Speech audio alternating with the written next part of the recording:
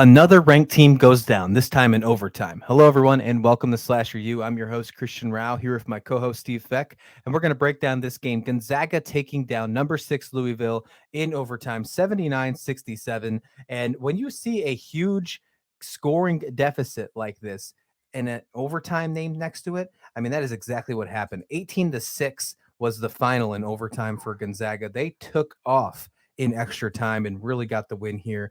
Brianna Maxwell, 21 points, 5 for 10 from the field, 7 for 8 from the field goal line or free throw line. Really looked good in this one. The Gonzaga, the women's team, is 4-0, Steve. And they always have a solid women's program. And yes, I'm the resident Slasher U Gonzaga apologist, so I'm always going to look for, maybe lights that maybe aren't as bright as they really are.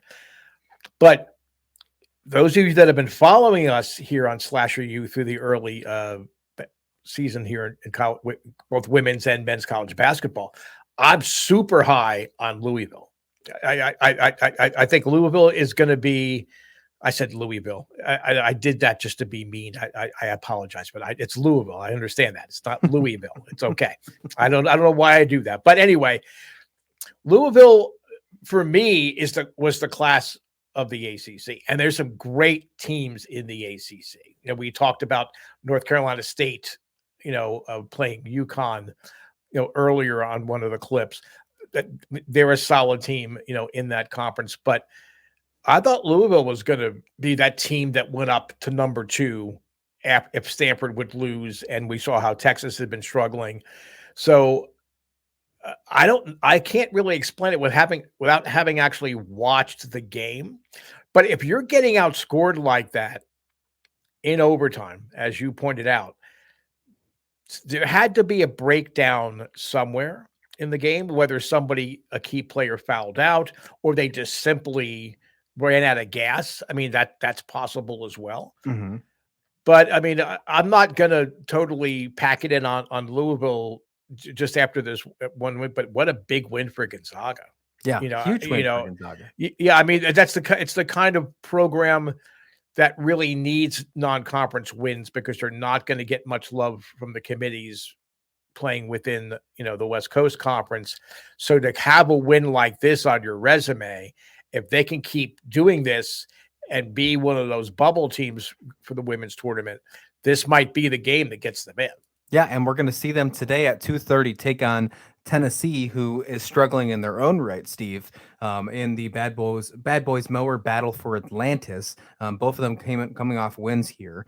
Tennessee just coming off another win. Gonzaga now 4-0 or 4-1. Tennessee's 2-3. They have a chance to get back to 500 in this one, but Gonzaga is not going to be an easy task.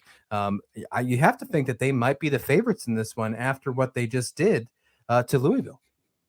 Yeah, I'd be curious to see what the tempo of the game was as well. I mean, was Gonzaga successful in the transition game? Did they outplay Louisville? Because Louisville, I thought, was awesome on fast breaks and in transition. If Gonzaga was this successful against a Louisville team, that's going to give Tennessee fits. I mean, Tennessee's a talented team.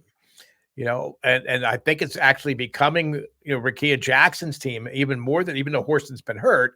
I think Rickea Jackson really is becoming, that hub from which everything is branching out from there for Tennessee. But if they would drop a game to Gonzaga, now it's time to worry. Now it's time to, but they're so talented. Oh, it's early and this has happened. If they drop the game to Gonzaga to open this tournament, in fact, if they don't actually win out on this tournament, I think you have to really start questioning whether Tennessee's got all of the pistons firing and they're going to be able to get into the tournament. Yep, I'm with you on that one. And I think there's going to be a lot of question marks coming for Tennessee, especially when they hit SEC play. What is your thoughts on this tournament so far? I know we have Texas involved in it as well. With Gonzaga, Louisville, Tennessee, a great tournament for the women's side here. Let us know in the comments below. While you're there, hit like and subscribe. And as always, thank you for watching Slasher U.